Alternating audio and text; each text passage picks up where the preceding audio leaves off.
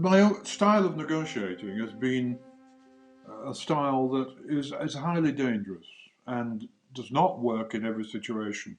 There are two types of hostage taking, really, and they're divided for the sake of clarity only. On the one hand, there's hostage taking, which is described as political hostage taking, where hostages are taken and they're taken because the people who've taken them want to gain some political advantage and they use them as bargaining counters. That's political hostage taking. There's another type of hostage taking which goes under the heading of criminal hostage taking, but in fact is hostage taking for money. Ransom is demanded, and that's been more common in recent years. The Somali events were one very good example of hostage taking, criminal hostage taking for money, for ransom. Now, all forms of hostage taking where the innocent are taken, of course, are criminal acts in themselves, but they're divided between political and criminal, so that because the way in which you would negotiate in those situations is different. If you're dealing with a political case, you negotiate in one way. If it's a criminal case for ransom, you would negotiate in another way. The way I dealt with the political cases, and all my experience basically has been with political cases, is first of all, try and seek a face-to-face meeting with the hostage takers themselves. Now that is extremely difficult and quite dangerous. It may take a long time to get that, if you get it at all.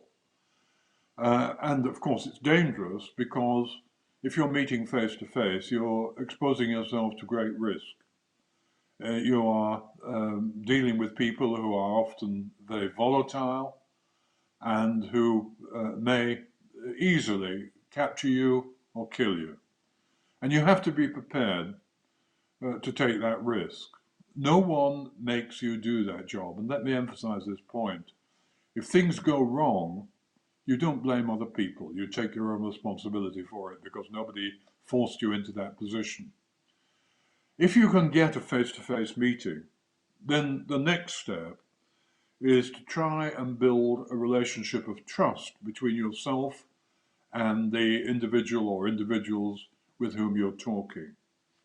Now that can be difficult, again, because very frequently you're dealing with people and working with people from a different background, a different culture, a different religion, and somehow you have to have that ability to cross those boundaries and establish a human face-to-face relationship.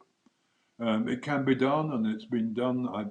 People have always said to me, you will never, for example, be able to talk with Revolutionary Guards in Iran. They were quite wrong. It was possible to talk with them. It was possible even to form friendships with them and to visit their homes and have a meal with their families. People said you will never be able to talk with Gaddafi. He's crazy. It was possible to talk with Gaddafi, and it was possible both in Iran and in Libya to obtain the release of people who've been illegally and wrongly detained. So, building trust. The next issue to face is try and get to the root question. Why is it you're behaving as you're behaving? What is it you're asking for? Remember, this is dealing with political cases. If you can get to the root issue, then you can begin to unravel the situation, hopefully. And here, in getting to that root issue, it's very important that you hear that from the people who've done the capturing. You can't go on just rumor or press report or what is said there. You have to go to hear it from the person themselves.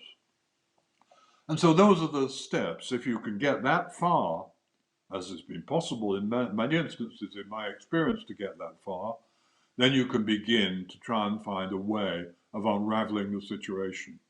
And in many instances that is possible. It isn't possible in every case, but it's possible in many instances. And it requires patience and it requires time. And I think sometimes we have been, in many international situations, we've been too quick to go to violence or go to warfare or attack people, rather than spend the time trying to understand, trying to negotiate.